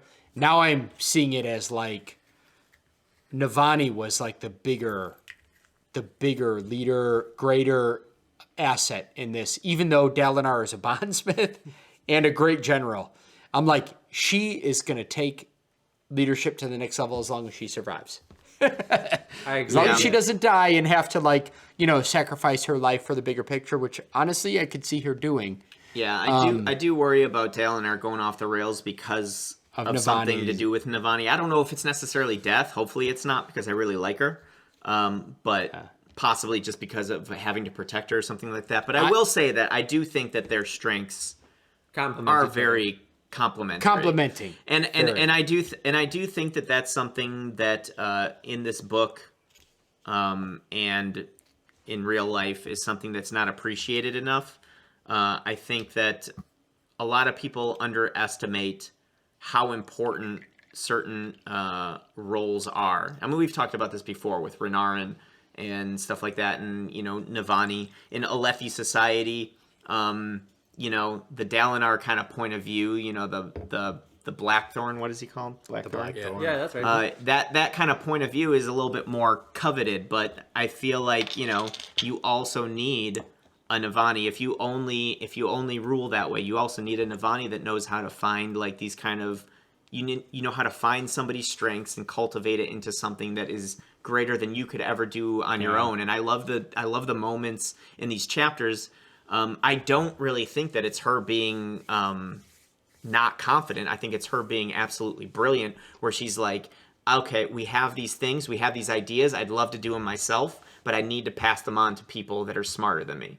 And, you know, moments like that just show her strength. And I think that, I don't know, I hope that her and Dalinar continue to be amazingly complementary with each other. To this day, I think it's a brilliant piece of writing, because I don't know how Sanderson's experiences allow him to take that perspective, but being in my corporate life experience, It's and such like, a corporate. good leaders, It's such a corporate life thought process. it is so good. Like, I was so impressed by it. Me too. So, and can we talk think- about the fact that her and Yasna got a little scene together finally? okay, yes, it was all a right, little scene. Manny needs it. Let's do the Yasna Navani scene. So cute. The awkward hug. So, Caledon. Wait. So I gotta say something though. Before we get to Caledon, I'm just elongating this episode. I know, because Caledon we have got to go deep on. But I want a there was pizza an and I want it important- deep. Jerry. That was a legendary pizza call. legendary. That means that I want it deep. No. So I do. I'm sorry. So I do want to comment on that scene, Manny, because you bring up actually what I think is a small but highly important scene, because it didn't just comment on the relationship between Navani and her daughter, Yasna, which, by the way, Navani was not talking to Shallan for a month straight because she was in denial of Yasna's absence. So, like, there's a huge bond of love here, but, like, an awkward social thing going on, which they still have to figure out. But I also loved this whole concept of Elokar's son being there, and Dalinar refusing to leave him behind like he did with his family. children. And I like the challenge of Navani, you know, a little bit. She's kind of like, no, I don't know if it's a good thing or a bad thing yet. I'm observing it. I like it. I like it. But, like, you could say that was a mistake of Dalinar's, yet, you know, his kids turned out pretty damn good. But Dalinar is thinking I failed because Adel killed Sadeas in an alley. That's what Dalinar is thinking. Well, I also think that it's a little funny that we had a flashback just last book where his previous wife brought his kids and he, like, got unbelievably pissed about it. Yeah. And then now we have him bringing his kids to, Yeah. like, kind of dangerous areas, This battlegrounds. This is a great concept, though, because it's a hardship of parenting. Is like you have some control, but not all control. and like it all has to do with everything that's going on. So, it's going to be interesting to see how that shakes out. I just really do hope that Elhokar's kid, because I actually came to respect before Elhokar's death in book 3. I came to kind of like, I don't know, like kind of respect him in a way. He was a giant kind of, Elhokar was, he was a Lethe, true, and like trying to hold certain things, but like I loved the amount of weaknesses that he showed, and I think like he's almost like a 1972 Oldsmobile that was able to get you from Chicago to LA. It's like you have to respect the fact that he had everything going against him, and yet he still managed to turn out all right. Yes, that's He could have been just the biggest fucking piece of shit douchebag, and yet he still managed to turn out all right. It shows a lot about your just innate character when you're just born with everything kind of supporting the fact that you can just be a major piece of shit, and you're not. He's the king, and he can everything. Everybody has to yes man him, and everybody has to, and yet he still kind of grew through it. He still kind of became better. So was that scene when he was totally hammered in Oathbringer and went to Caledon and was like, "Bridgeman, teach me how to be like a hero." That scene was so good. Whereas a lot of people in that, I shouldn't say a lot, but some people in that position may have just been like, "Hey, Bridgeman, you're making me look bad, so unfortunately my guards are going to take you out and back and stab you." Yeah. The thing is, though, that I hope for his son, I hope that he is able to get through the trauma that he experienced, because his son saw his dad die. He's 3 years old or so, right? And his dad died.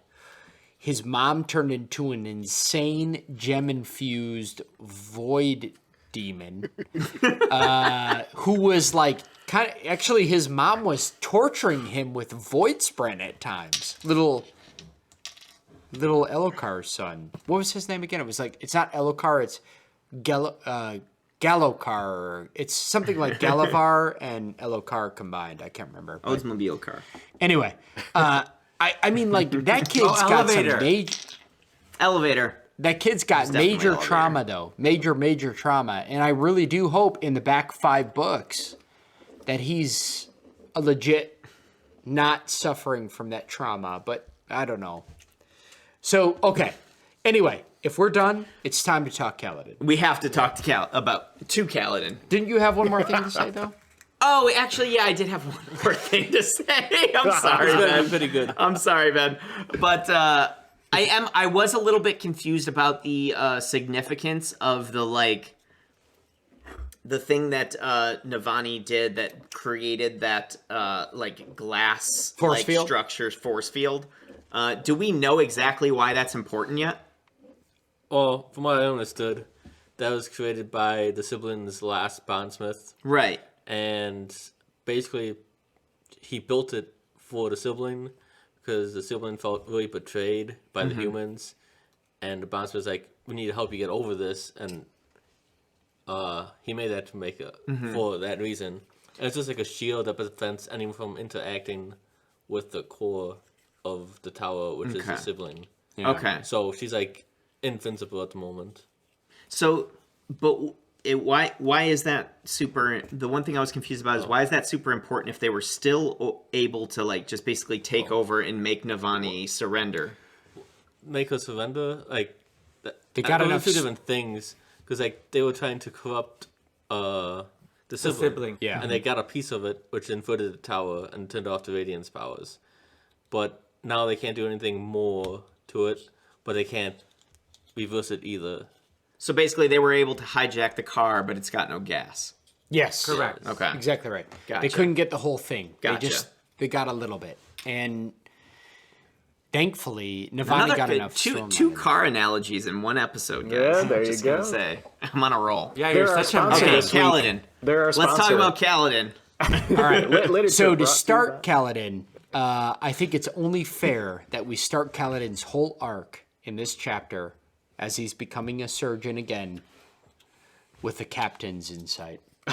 All right. What were you thinking? Yeah, At that Yes, point? please tell us about your biography. Yeah. Well, it was very. I liked it right away from the get go. There was a little bit of an emotional roller coaster with Caledon because he came from a very dark place where he can't be a squad leader or a general anymore, and then he can't be a combat instructor. So then he goes to his third plan, which is a surgeon. And you're like, oh, that's a great use of his abilities and his skills, but then he doesn't like it. And then Lyran arrives at Urithiru, and he's like, oh my god, son, this is what I've always wanted for you. And then you're like, yes, this is getting awesome I know. again. And then Caledon, like the very last line in that chapter was, and this was the last thing I wanted. And I'm like, oh no, Caledon. Like, I was gonna say the last thing that he would ever wanted was his father to say, "This is what I always Yes. wanted for you." yeah, I'm like, oh my god, dude. Those two men Poor are so dude much can- alike, can't but they just don't be happy. understand each other. I mean, it made me Yeah. so sad going through all of that because obviously we, as the reader, somewhat, I mean, we don't definitively know, but we somewhat know that Kaladin is not ready for this yet. I mean, what's his name? The sword trainer even said, it's like, well, Zyle. you come to me when you actually hate the sword. Yeah, He obviously doesn't. And if anybody would know, it's that guy. He's got an instinct about fighting like no other, you know? Right. Yeah, So sure. it's like this whole time, I'm just like, well, this is going to fucking go bad, Oh, you know? So I felt so bad throughout that whole thing because it's like, his dad, that his dad is just sitting there going like, stitching with my son, he's finally doing what he's told. He's on cloud nine. And you knew that was gonna go bad. I agree Yeah, with you yeah. that the surgery part was gonna go bad, but when he started helping the mental- insane Mentally, Yeah. yeah, and the that's with true. The audience is like, wow, this is like right up his alley. And That's this true. is Yeah. his own thing. Right. And he really connected with those people. Yeah. Yeah. Because he was Agreed steps with away that. from being in the same spot. I would disagree. Agreed. I think he is in the same spot in a different way. No, he Like, definitely he is may in not the be same as spot. far, but he's Right. definitely there. Yeah, I meant like kind of physically. Yeah. yeah. Gotcha. Like I- he is Like the- like literally. Like he would have been in like the- he could be laying in the bed. Yeah. I love, I got what you meant. I love the scene where Teft just appeared in the surgery Yes, room, Teft. and he's like, "Oh, well, I just decided to quit too because you were here."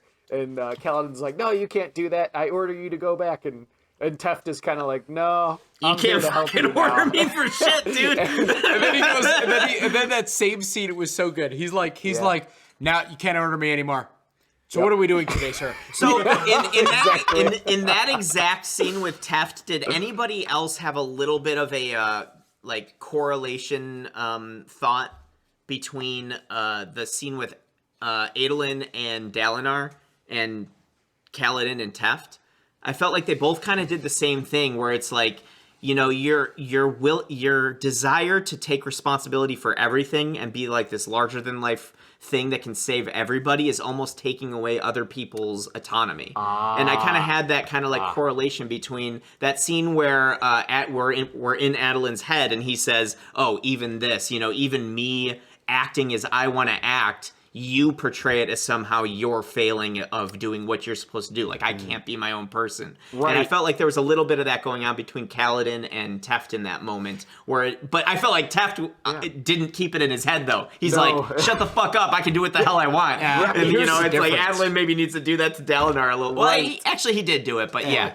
I think there's a difference, though. And the difference is that Teft never tells Kaladin what to do. He just stays there to be a positive influence on whatever decisions he makes. Whereas if Dalinar very strongly influences your action and demands action almost. So I feel the difference is that Teft is more like caring for somebody. Actually, I actually think that a little bit of Teft is, he is a Radiant, he's an addict, he went through the bridge crew. I think that if Caledon didn't come out okay, I don't know that Teft would be okay with that ever. And so I think part of Teft's oaths is he's even going to protect Caledon in this sense. But he knows from experience, I don't think he can tell Caledon what to do. He just has to be there to like, the same way that Caledon's there for him. Remember when they were at the I was bar just about scene? to say that. Like, Yeah. Teft is And- doing the exact same thing that Caledon did to him. Exactly. Agreed. Remember when they're at the bar scene and and Teft's like, boy, I could just have this orange. And then he's like, what if I had a red? And then Caledon's like, you could have a red. And then next time you'd have a red. And then time after that you'd have a red. And then you'd have a violet. And then you'd have a violet again. And then before you know it, you'd be on the thing. You know? And so it's like they're doing the same thing for each other. And I think Teft realized real quick that his life's just, as much as he could do training, he's also tired. And Caledon is his boy who got him out of bridge crew. Like, could you leave him? I don't know. But he's not going to control him. Well, I also think it's a little bit of a mindset thing in maybe a little bit different way, where Teft is of the mindset of, you know what, I'm going to do what's good for the people around me. Whereas I feel like in some of our inner monologues of Adeline, he's still kind of hung up on what is Dalinar going to think of this. Mm-hmm. So I think there's still like a little bit of that. I don't think Teft really has much of that going on. He's just like, I don't really care what you think about this. I'm just going to do what's good for you, you know? Right. And I feel like Adeline is just like, you know, well, I'll show Dalinar this has to be a success. This mission has to be a success. I'm going to show him that I can be my own person. So maybe it's just like part of like the growth journey where you kind of find that confidence through doing your own thing. You know, Teft has already hit rock bottom. Adeline's never hit rock bottom. I feel like once you've hit rock bottom, you really you stop caring about pleasing other people, and it just shows who you really are. And I feel like Teft is just a good guy, and Adeline is still trying to figure out who he is a little bit. Yeah. You know? In the comment that you made earlier, director, about that you saw similarities between you know, Kaladin sort of internally taking away the control and the free will of people when he you know, gets really depressed and stuff. You see, and how we saw that with Dalinar and Adolin this time. We were talking about that same thing last episode with Kaladin and Rock. Yeah, Cherry mentioned it. Oh, where that's he was true.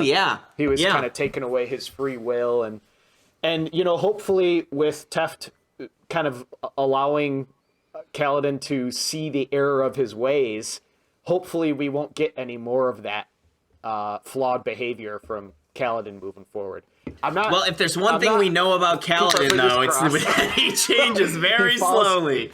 Yeah, and he falls into a lot of the same habits. The nice thing is about Caledon is that more and more as we progress through journeys with him, we start seeing behavior internalized more instead of externalized. So he like slowly builds that up to where, you know what, it's here, it's out in it. You guys can't see, but it's here, and then he slowly builds up that muscle to the point where he can at least keep it inside his head, and then it becomes really rare.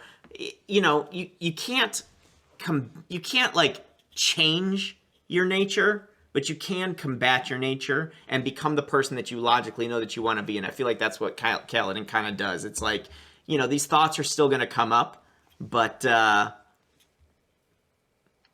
you guys gonna kiss? Hopefully, what was that? Demon was giving them the okay. I feel like we imposed on a moment between you two.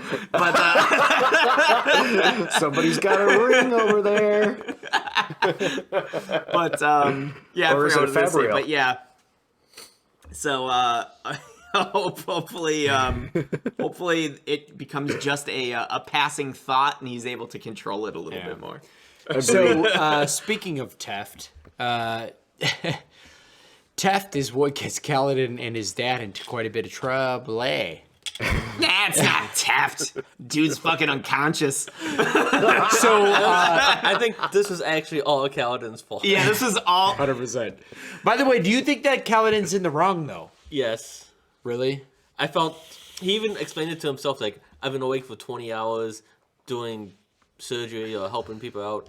I'm just so tired. I can't think straight. So he freaked out and he Okay, so wait, let's go back before we get to this point. Which makes me really worried about Dalinar. Because I think he's going to do the same thing with Navani. Is going to go fucking... Anyway, sorry.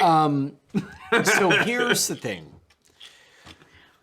Should Kaladin have stayed hidden? That's what I wonder. I thought he was gonna turn himself in with Tef. Like, I'm also a Radiant. yeah. I don't think that would be the right decision. I just don't think Syl would have allowed It's a really, really tough situation because one of the things that really puts me kind of like, I don't know what to say about it, is that his father already mentioned. It's not like this was something that didn't occur to him. His father already mentioned, if they know what you are, we are dead. We're done. But I don't know that that was accurate either. He just knows exactly what to say. Well, we also know an extra piece of information from the other side that they said everyone turn in Radiants. If you're hiding them, you're going to be in trouble. Yeah. Or you're going to be killed. Mm-hmm. So they would have been. We also have another piece of information that he doesn't have, which is that he's fucked no matter what. Because somebody's coming to kill his ass. Like, with a vendetta. Absolutely. So I almost see this as, like, getting Caledon off the horse a little bit. And, like, reawakening his ability to defend himself.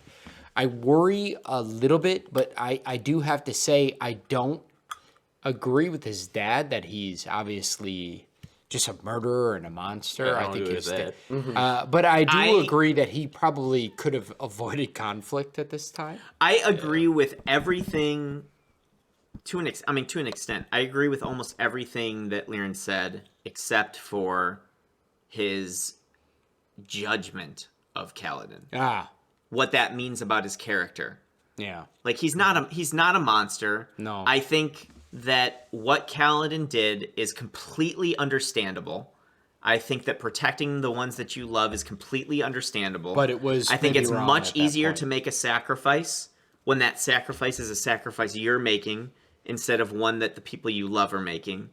But I do also believe that sometimes real change comes when you're able to do what most people can't, which is risk that which you're unwilling to lose. So I have a deep question for everybody at the table here, because this comes down to what Kaladin did. And here's a question. In Kaladin's shoes, would you have let Teft be taken?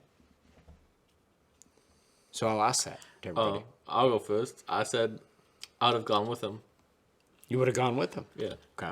I like to believe I would have gone with him, but I don't think it's possible for anybody to know until they're in that situation. Right. But I like to believe that I would have gone with him. Yeah. I agree with him. I think that I would have acted the same. You Yeah. killed. Based on the fact Fought. that there's nothing... this is the enemy, and they're asking for the Radiance. They're not asking... I'm not going to assume in my mind, they're asking for it just because they want to group us together.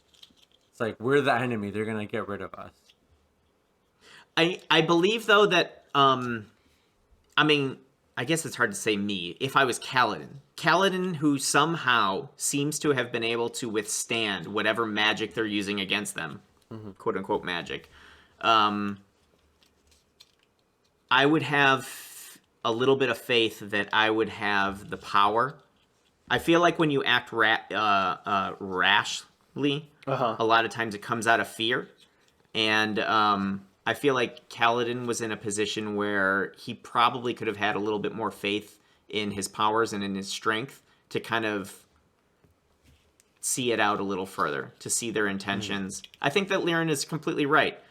They very well could have just taken him off and killed him, but they also could have just been taking him off to just, hold him for a while and see what was happening. You never know. And the thing is, though, is that I agree that it's very likely that that's not the case. But sometimes your worst fears are realized because you react in a way that you are afraid that your worst fears are going to happen. I got you. Right. Yeah. Yeah, Right. I totally understand what you're saying. I totally understand what you're saying. But I can't say that I agree that everything that his father was saying is accurate. Yeah, no, I think his absolutely father not. is a little bit on the extremist side. Like, not every person is No, good. wait, Not every definitely, person has definitely, the same value definitely. that you do, saying that it's not okay Yeah. to kill. He's way too absolutist, and that's true. I shouldn't have said that everything he said I agree with. But he has O's as well. There are a lot of things that he said I agree with. He has You're a lot right. of O's There's not as well. everything. Wait, So random Josh? flag. Random flag. Choo. All right. So that's an interesting comment because I had a lot of deep things to say to that, which would be interesting to see what some of that feedback was. But But they can't hear us. But yeah, they can't hear it. So, the one thing that I said, I think more than maybe anything else, and that was I kind of feel the same way in terms of what Manny's saying, but there's something there. So I put myself in Caledon's shoes, and this is how I think of it. I think of it in this sense. I have this power. I'm in these shoes. And for some reason, I'm not passed out like all the other Radiants. Mm-hmm. And then all the other Radiants are passed out. And one of my buddies, this would be one of you guys, Teft, would be one of you guys is passed out. That's and what they makes it so came, hard. and they came, and they're looking for Radiants. And they took one of the Radiants, and now they're about to take Teft. And Teft is the one who's keeping me sane, keeping me alive. He's one of you guys to me. Mm-hmm. And See, that's what I honestly, I would probably have made a stand at that point because I know for a fact that I can't go with him. Here's why. My logic tells me I'm an awake Radiant. And a time when they've annihilated all Radiants, they expect them all to be passed out. Mm-hmm. If I show that I'm a Radiant who's awake, they're going to respond in violence. Most likely. There's a response coming, and so like I know I've got something that they're not expecting, and then can I let them take Teft? So like in essence, can I let them take a Brett or a Ben or an Andrew, or a Manny or a Josh who are trying to find their Stormlight right now? I don't know that I could let them take you guys. I don't know. That's the hardest. I don't know. The situation. I can't go. I'd have to let him take you. My logic would say, the tower's overtaken.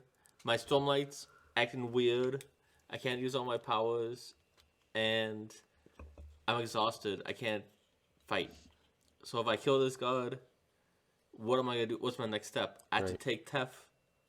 Get out of there. Where am I gonna go? Yeah. I can't fly. I can't. Right. So your logic would say, let him go and hide. That's maybe the best that I could do, but then I'd have to be okay with the outcome, or I'd have to actually have on my shoulders the fact that if they did just kill you guys, let's say I'm Caledon and I said that, because I'm not going to go with them. Mm-hmm. I'm not going to go because there's something with me that is the key. Right. Mm-hmm. I'm awake, man. I'm not going to put myself in their hands. Yeah. Right. There is something also special. Sorry, go ahead, finish. Yeah, sorry. So the only thing I'm saying is so whether I let them take Teft and just hide, or I defend Teft, that's the battle in my mind. Yeah, I can't go with them though. I also think that two things I want to say. One, I want to start off by saying that I definitely think that it's much harder for me to say that I would be brave and do what I think is the right thing when I'm risking my own life. Again, you don't know how you're going to act until you're in that situation, but I like to think that I would sacrifice myself for the right thing. I like to think that I would do that. It's infinitely harder for me to think about sacrificing one of your lives for the right thing. You know what I mean? hard, and that's what Kaladin would be doing in that moment, potentially. Right. The other thing is that it's hard to say exactly what we would do because our instincts of how we would react in that moment are going to be influenced by living that life. You know what I mean? Mm-hmm. So it's like, do you think that you are special enough? Do you think the reason you're awake is because you do have the power to go with them to turn yourself in and overthrow this? Or do you think that you are special and awake because you are supposed to retreat and do something better later? And I don't know how I would feel in that moment. That's a really hard thing to say without having lived Kaladin's life, you know? The only thing that I know without a doubt is I couldn't go with him. I would either have to decide to save Teft, one of you guys, and bring him with me, or let you get taken and wait, because I just don't know why I'm awake yet. Right. Yeah. Even though, as a reader, I know Right. why. But but if you actually lived it, you may feel like you have an I don't instinct know. for that. Right. right, and so my instinct then is like, am I going Yeah. to hide, or am I going to hide and let Teft get taken, or hide? And that makes it hard for me. So I understand what Caledon did, knowing him. I definitely think that almost self-help. all of us, I feel like I speak for all of us. Let me know if I'm wrong. I feel like I speak for all of us when I say that I think it would have been much more fair for Lyran to say, I think you made the wrong choice, son. Yeah. But I hope that I'm wrong, or But something he's, like that. He's in Yeah. his Yeah. he's as emotional I think his, in a different way exactly. as Caledon. I think his, as Manny said, I think his very, very simplistic view of never ever violence. I think when you deal in absolutes, you're almost absolutely always wrong. Yeah. And that doesn't mean you're going to be wrong always, Right. But Right. at some point, eventually in your life, you're going to absolutely be wrong when you deal in absolutes. You know, Agreed. the other thing is we don't know a ton about Lyran, And that's a little contradictory. and we know for But it makes fact. sense. Yeah. Yeah, we know for a fact that Lyran has very strong views here, and he has very strong oaths, and he might, in his own way, be Yeah. kind of a poster boy for Bon Radiant, because he seems to be the same as Kaladin. They seem to be so similar, but on just a slightly different projectile that they just can't. It's in the same way they just can't understand each other. Right. Yeah. And they should be the people that understand each other the easiest. It's like trying to Well, we put also- together two positive batteries or two negative Yeah, batteries. exactly. yeah, exactly. And it's like, it's unfortunate, and I'm really I was actually kind of terrified at that ending scene, but I was encouraged by Kaladin's resolution when he said in his own mind, I am not a monster. I thought that was a fantastic way that he ended it. It was so good, because If I was a monster, I wouldn't have let the other guy go. yeah. Because it's so important in your own mind. Like, you can't... If I let my own father say that I was a monster and then I would believe it, I would become the monster. Right. But because he said, I'm not the monster, I'm not what you believe, you're just wrong, he could walk. And I felt like, even though it was dark, and I don't know whether what Caledon did was right or wrong. We don't know yet, because we don't know how Teft's going to play into the story. We don't know if it was a total mistake and it's going to be a handicap or not. Right. But all I can say is, mental strength-wise, I'm glad Caledon left saying that, because Yeah. it was a tough choice, and he made one. And I don't know, was it right or was it wrong? Should he have let Teft go and then also spied around and seen how he can do things? Or should he have let Teft go? It depends. I think that's the most uncomfortable thing for humans to admit sometimes. And I think it's why we become very dogmatic about things. I think that's why we have, staunch people that believe this and staunch people that believe that. Right. And I think it's really hard for people to accept the fact that, unfortunately, the majority of things in this world don't have a mathematical equation that leads to the right answer. Unfortunately, most things that we have in this world, Sorry, pattern. it's very, very. I mean, I think there are potentially like extremely, unbelievably complex mathematical equations that could lead to the right answer, but not any patterns that any human could understand at a conscious level. You just have to rely on your subconscious acquired instinct and just hope that it's right. And if you're wrong, hopefully it'll get attuned a little bit better for the next time you have an interaction. Sometimes we just don't know the answer. And that's completely evident to me by the fact that even in our world, we have experts that have dedicated their lives to things that disagree with each other. So is this an up for Caledon or a down? That's the question. I think that it is going to be a gray area situation like everything. I think it's going to I think it's going to push him up and down. So here's the thing. I Teft feel down. down. You think down? Yeah. I'm Like, just kind from of his thinking up because it's such a strong motivator. Like, it's just going to ignite his Okay. determination even more. Okay.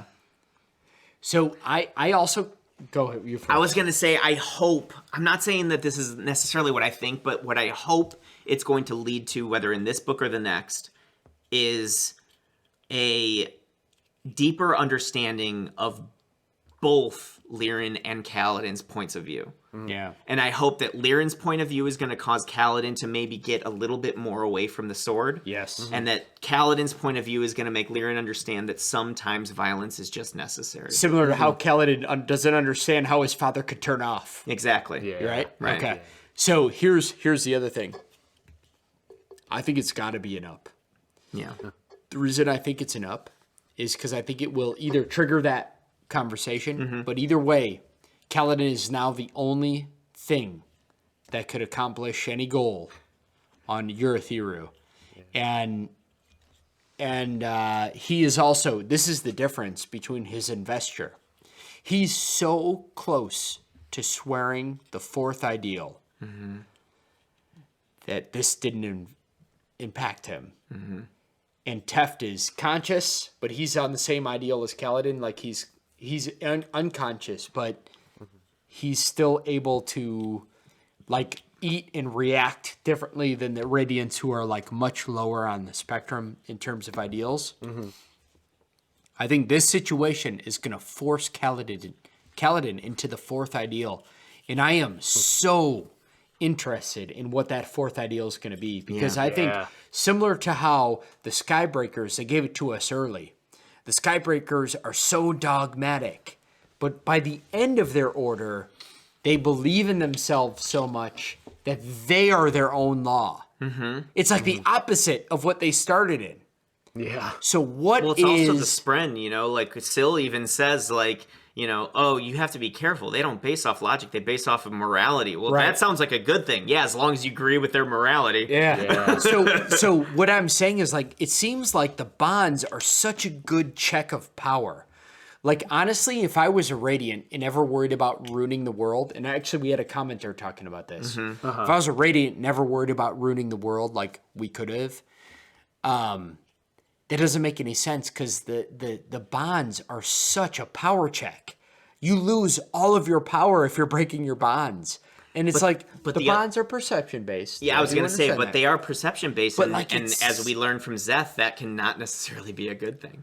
But that's why at the fifth ideal, they've gone through multiple iterations of their own bonds. It's almost like the Spren are like stress testing our own morality and checking us all the way. It's not perfect. Are you system. ready for the next level of morality? Is it like they're stress testing you? So it's like, it may not be perfect, but I guarantee you it's better than another system that would have been like, here's a Herald Blade, destroy the world. Well, dealing absolutes, you're absolutely bound to be wrong eventually. So I love the fact that it's like, I'm glad that they were conscious of too much power, but like the bonding element of that is pretty critical. And I think that we're going to have to get a Kaladin who's going to reach the fourth ideal finally. But even if he reaches the fourth ideal in this book, you said, does this interaction lead in an upward or downward spiral? And even on a downward spiral, he would still hit the fourth ideal. Well, I think the Because fourth this whole ideal thing is with his gonna... father is gonna eat at him more than this one sentence. But that's why I think the Windrunner's ideals will be the opposite. It's going to become about protecting yourself. You start protecting others. Well, I think the Windrunners are going to end with, I cannot protect others without being healthy myself. And so I think the Windrunner ideals are going to spiral towards Kaladin's own health first. The opposite of how you started. The other thing that scares me a little bit is Just my thought. The other thing that scares me a little bit is can the healthiness of these ideals be influenced by the mental health of your spread? and if Syl keeps going down this kind of like potentially dark spiral, can Kaladin just be like, it's okay to protect each other as long as we just... The fourth ideal is, I shall protect those that, I shall kill those that want to protect me or some shit like that. Anyway, But did you have another? No. Okay. I think we should do final thoughts. yep, Yeah. that's it. Final thoughts. Anybody? You guys got final thoughts? Dream of Cherry. I don't know if they can hear us. I don't think they love can you, hear us. Jeffrey. Oh, we can hear you. We can hear you. Yeah, the fine. microphone's working. Oh yeah, actually, you could use this because the Skype's working, so I could always edit this in at the end. Oh, nice. Yeah. Final shots. Final thoughts. I said think shots. that Caledon is definitely Shots. making progression towards getting back to You think he's going up? healthy. Okay. And I hope so. I think that him understanding that there's other human beings that are broken is helping him understand that him not knowing exactly what his purpose is not necessarily something that he should be so down in the dumps about. Yes. I think Sanderson is hitting a lot of really kind of controversial things here with dealing with mental health and trying to enlighten people in their thought process about how to view people that are dealing with mental health and how Right. not necessarily you should be thinking of people as being crazy, but dealing with a different type of handicap or disorder or disease. Well, I've always. Sorry. Did you have more? I'm sorry. but- I was just gonna say I've always kind of like personally felt like the only reason that mental health is kind of like such a scary subject for people is just because it's easy. I shouldn't say easy, but it's relatively easy for doctors to know how a knee works. It's very, very out of our scope to understand how a brain works. And we can see the mechanisms at work in a knee. We can't see the mechanisms at work in a brain. And it's more just a fact of a brain can get broken just like a knee can. We just don't understand it yet. So it's scary to us because it's unknown. Yeah. You know? Kind of And I exactly think what they said in the book. It's Yeah. okay for. I think it's a really good perspective to kind of make Kaladin be like, "Hey, no, you haven't been dealing this very well," and the people that we thought were experts really had no idea what they were doing. Which is showing how every single character in this perspective that we've gotten so far is dealing with internal turmoil is kind of a really good way to say, hey, this is not necessarily happening to crazy people. It's happening to everybody. You don't know what battle everybody is fighting. Yeah. I think it's something that we should definitely understand more in our world, that like nobody would look at somebody, to use the same exact analogy I just talked about, nobody would look at somebody with a broken leg as being taboo. It's like, oh shit, man, you broke your leg? I hope you feel better. You know? And we should feel very much similar about the mind, you know? Anybody can have a broken mind. You never know what you're going to fall off, what you're going to step on, what's going to, you know, what car is going to hit you in the head, you know, that's going to cause that type of same trauma. It's just that the body is just so understandable to us, whereas the brain isn't. The brain is so mysterious, Unknowable. You know? But to me, it's like it's no different. You know, I would never. The main thing that I think scares us is just that somebody having a broken leg doesn't affect how they think, how they look at the world. You know, whereas sometimes if you have a broken brain and we don't know how to fix it, it can affect how you look at things. You know, so we see that as scary, but I feel like that just usually ends up causing more damage and causes more trauma to the people that are experiencing these things that are right. that, you know, maybe 90% of them could be handleable if people just were a little bit more open-minded about, like, you know, hey, your head's no different than your leg, like, allow it to heal, you know. So but I will definitely say that my last thought on this is I'm curious to see if Sanderson plays a little bit of role reversal between Caledon and Syl, and Caledon finally comes out of his kind of wretch mindset, because he has to do it in order to support Syl, as she has been doing for him all of these years. Nice. Good call. Yeah, good call. You good, Ben? I don't have no final thoughts. Okay. I'm good too. I think I've said my I might piece. be Okay, well, ready to read I've set part my 3. pace. I think I'm super pumped about the interludes of part 3. By the way, There's a Moash interlude, you it said, right? starts Oh, with Vyre. Dun dun dun. fire. I mean, Moash. Moash. Ash and Moash is the next interlude, so... So, All right, with that, guys. gentlemen, I See am you next so week. pumped. Next week, Next week, cheers! mandatory get dinner beforehand.